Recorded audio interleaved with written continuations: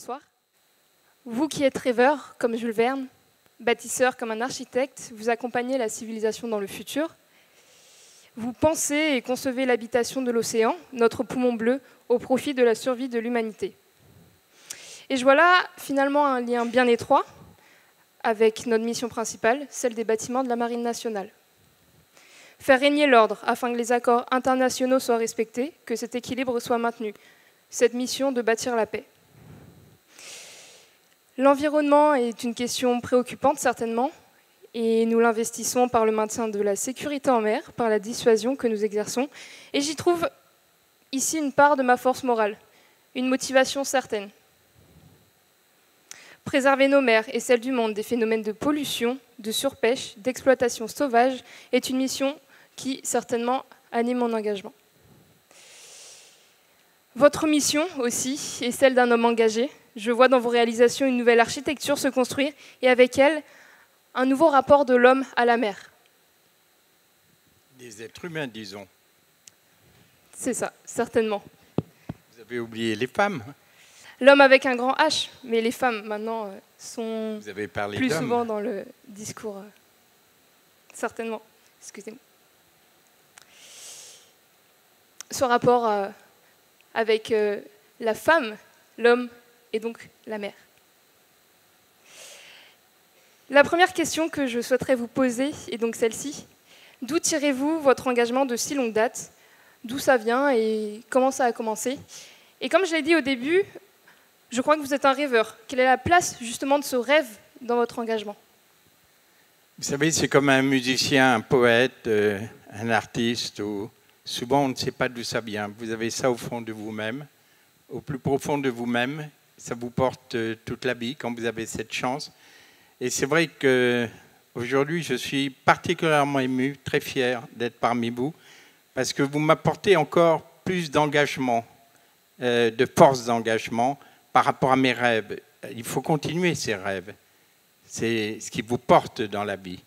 Et voilà, donc, quand j'étais petit, sur les plages lointaines d'Afrique, je voyais mes copains construire des cabanes dans les arbres. Et ben moi, je voulais les construire sous la mer et dans l'espace et devenir un explorateur du futur. Pourquoi? Je ne sais pas, peut-être parce que mes parents m'ont accompagné dans ces grandes aventures humaines avec Théodore Monod, avec Paul-Émile Victor. Donc j'ai eu cette chance d'être dans un milieu très environnemental, d'abord sur les grands problèmes, les grands enjeux déjà environnementaux à travers mon père. Donc voilà, on ne sait pas toujours d'où vient une passion. Après, il faut savoir bâtir cette passion, il faut savoir la construire.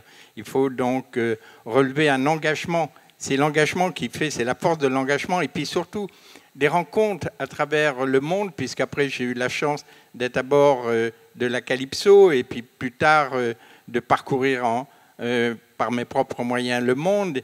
Et vous faites des rencontres avec des femmes et des hommes qui croient dans vos rêves, qui vous aident à bâtir ces rêves. Et c'est toutes ces rencontres qui font que vous avez une continuité dans votre engagement. Mais vous me parlez des fonds marins. Je voudrais savoir qu'est-ce que vous y trouvez de différent aussi profondément sous la ligne de flottaison. Moi, je ne suis qu'une marin de surface, j'aime la mer. Qu'est-ce que vous y trouvez aussi loin? J'entends souvent le terme revenir de mérien. Expliquez-moi ce que cela veut dire. Non, ce n'est pas un jeu de mots. Les marins sont vraiment mes cousins.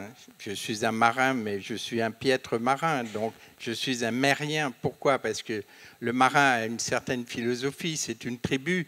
Le mérien, c'est une autre philosophie. Vous voyez le monde sous-marin en 3 dimensions, donc vous avez un autre regard, vous avez un autre imaginaire, donc vous êtes porté par cet imaginaire. Donc vous vous identifiez très vite entre ces êtres du monde sous-marin. Et donc c'est pas du tout la même perception. Quand vous êtes sur un bateau, c'est déjà extraordinaire, c'est merveilleux de quitter la ligne d'horizon de la Terre et d'aller de l'autre côté de la planète pendant un long voyage souvent. Donc votre imaginaire se développe par rapport à ce voyage. Sous la mer, c'est un autre voyage. Moi, j'ai eu la chance de faire les records du monde, enfin de participer aux records du monde sous la mer, 69 jours et plusieurs fois d'autres records. Donc vous développez un imaginaire, une créativité qui appartient à ce nouveau monde des Mériens, justement. Comme les astronautes. Les astronautes dans l'espace n'ont pas le même imaginaire qu'un terrien. Quand ils reviennent, d'ailleurs, la première chose qu'ils ont envie de demander à Thomas Pesquet, c'est de retourner dans l'espace. Demandez-moi si j'ai envie de retourner faire un séjour de longue durée sous la mer. Je pars demain. Je vois vos innombrables projets tels que le Galatée, la première maison sous-marine, les centres de la mer Océanopolis et Nausicaa, dont vous avez été l'architecte, ou encore ce vaisseau d'exploration des océans et laboratoire flottant, Sea Orbiter, qui sont toujours en leur temps d'un avant-gardisme fou et toujours très ambitieux, puisqu'il concerne à la fois l'exploration, la compréhension et la protection des fonds sous-marins. Vous nous disiez en préparation de cet échange et également à l'instant que vous n'étiez pas en solitaire. Alors quel rôle joue votre approche collective et interdisciplinaire dans des projets aussi complexes que par exemple Sea Orbiter, et comment vous inspirez-vous des gens qui vous entourent? D'abord, toutes ces aventures que j'ai pu vivre, créer en toute humilité, elles ne peuvent exister que grâce à un équipage.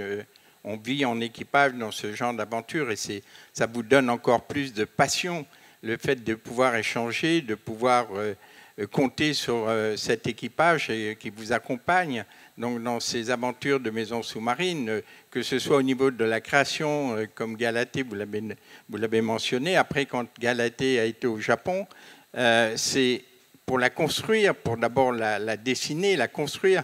Ce n'est pas moi uniquement qui dessine Galatée. C'est extrêmement complexe. Ça demande de travailler avec toute une équipe pluridisciplinaire, aussi bien des médecins, des ingénieurs, des psychologues, des sociologues, et évidemment l'architecte que je suis. Après, c'est pouvoir l'expérimenter. Et quand vous expérimentez de telles maisons sous-marines en équipage, en général, c'est entre 4 et 6 personnes. Vous comptez sur l'autre, puisque la réussite de la mission dépend de chacun. Vous le savez très bien, vous êtes extrêmement bien placé pour le savoir. Voilà, donc c'est une aventure humaine, avant tout, de partage entre femmes et hommes qui ont envie de vivre une passion et d'avoir cette chance de vivre cette passion. Vous vous rendez compte de la fierté, enfin vous êtes d'abord extrêmement fiers et puis surtout c'est une chance unique de pouvoir faire de telles aventures. Donc vous n'avez qu'une envie, c'est d'en refaire et croyez-moi, j'ai toujours envie d'en faire. Et donc c'est Sea Orbiter dont vous parlez, vous avez parlé tout à l'heure. L'océan, c'est tellement immense, déjà la surface de l'océan, c'est pas à vous que je veux dire ça, c'est 71%, juste pour donner un chiffre, de la surface de la planète. Mais la masse d'eau, il faut imaginer ce que représente la masse d'eau. Le plus profond, c'est 11 000 mètres, c'est Jacques Picard justement qui m'a accompagné, c'est avec lui que j'ai créé Sea Orbiter, qui a été l'homme qui a été au plus profond des océans.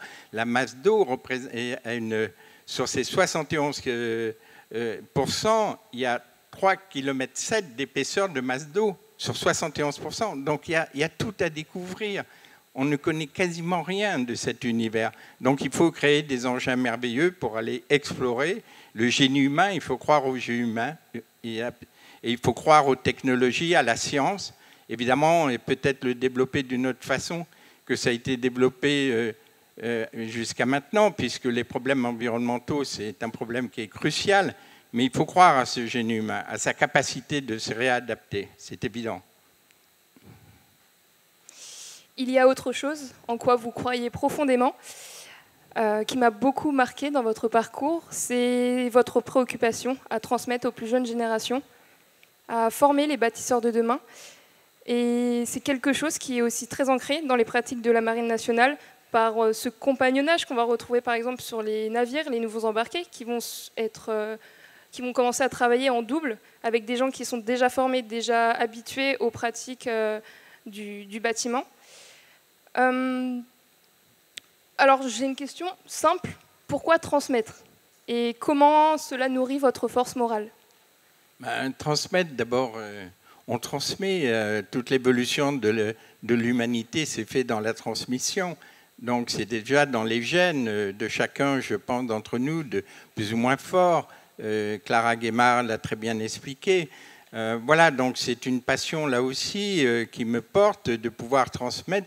Mais quand je vois surtout les jeunes, moi je crois beaucoup à la jeunesse, il faut faire confiance à cette jeunesse, en vous justement, et on a envie de les accompagner, mais on a envie de les écouter, car le monde bascule en ce moment sur des grands enjeux qui peuvent être dangereux, on l'a très bien exprimé ce soir, mais qui peuvent être merveilleux, porteurs de plein d'espoir. Quand on voit ce que représente la conquête spatiale pour le futur de la science, pour le futur de l'humanité, du bien de l'humanité, quand on voit ces grands enjeux maritimes, porteurs d'espoir sur la pharmacologie de demain, la nourriture du futur, les énergies renouvelables, sur les biotechnologies. Donc c'est un champ extraordinaire pour les jeunes générations pour justement se surpasser et relever tous ces grands défis. Et je crois beaucoup en la jeunesse pour relever justement ces grands défis. Donc il faut les accompagner et leur transmettre nos propres passions et les audaces qu'on a eues. Il faut être audacieux. Voilà, donc c'est pour ça que j'ai créé cette fondation pour les aider à imaginer leur propre futur et non pas le futur tel que je le vois. Merci à vous de croire en nous. Ça nous touche. Merci à vous de nous faire confiance, surtout.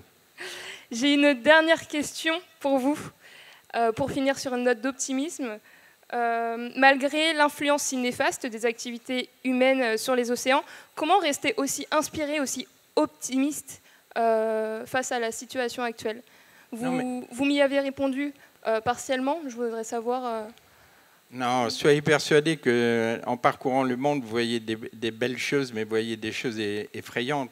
Je crois que je suis un rêveur, comme disait, qui a été dit, un rêveur extrêmement pragmatique. Je suis extrêmement pragmatique. Pour être rêveur et bâtir ses rêves, croyez-moi, il faut être très pragmatique. Voilà, donc je suis lucide sur ce qui se passe, mais je suis aussi lucide sur la capacité de l'humain à transformer les choses, à se dépasser. Et donc, la force morale est la chose essentielle. C'est chaque matin qu'on doit se lever en pensant à cette force morale. C'est pour ça que je suis très, très ému et très heureux d'être ici par rapport à cette force morale qui vous porte tous. Et voilà, c'est comme l'amour. L'amour, c'est chaque matin qu'il faut... Quand on se lève, il faut l'apporter. C'est quelque chose qui se cultive. La force morale, ça se cultive. Ce n'est pas quelque chose qui est acquis indéfiniment. Et l'amour, c'est pareil. Donc, voilà, c'est pour ça que je reste optimiste, mais extrêmement lucide, croyez-moi. Mais je n'aime pas le catastrophisme. Je n'aime pas cet engagement sur le catastrophisme de beaucoup de personnes à l'heure actuelle. Parce que le catastrophisme fait que beaucoup de jeunes sont en démission, alors qu'il y a beaucoup de jeunes qui ont envie de se lever le matin justement pour apporter cette force morale. Merci à vous.